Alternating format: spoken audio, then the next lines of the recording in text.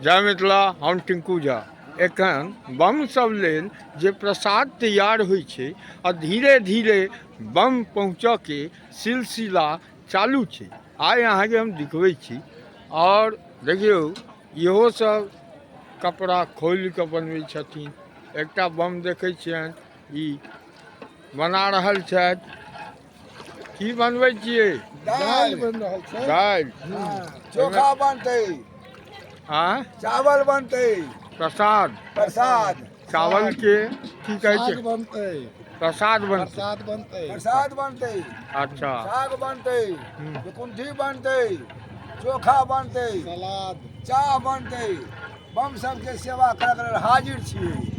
24 घंटा उपलब्ध छै। बनेला के बाद घरे पे बनै छै। नियम निष्ठा से सब किछु भऽ रहल छै। कोनो नियम पूर्वक से बन रहल छै। नियम देखियौ दालि बनि रहल छै। ई दालि छनि एखन देखियौ सब्जी के जे ई सब्जी बनबै छथिन। आलू उबालल छै और ई देखियौ एहिमे आलू छनि, आलू उबालल छै, बॉइल आलू काटल छै। देखियौ देखा रहल छथि आलू काटल छै। गाड़ी लागल छै, सब तैयार छै। और दूध औंटल छै, ई अच्छा चाय बनतन, बम सबके सेवा छै। दिखा दियौ, देखियौ बम सबके घी के डोल देख लियौ, घी देख लियौ, बनि रहल छै। घी में बनि रहल छै। टोटल सामान जे छै बम के घी में, देसी घी में, कोनो तेल वेल के यूज नहीं होइ छै। देसी एकदम घी। देसी घी में। एकटा और छै, की नाम भेलै अपन?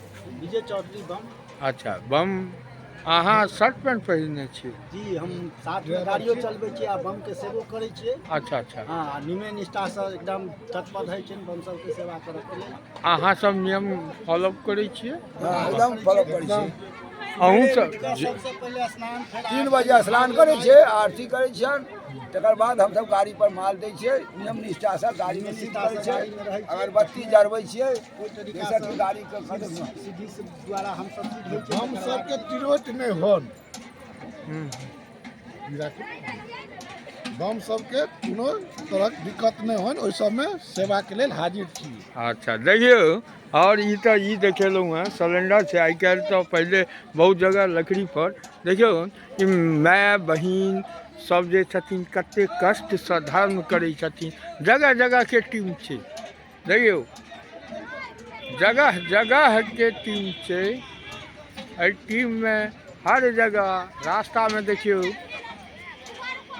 बम सब बहुत अपन अपन डेरा पर जाके देखियौ चूल्हा के तैयारी भऽ रहल छै।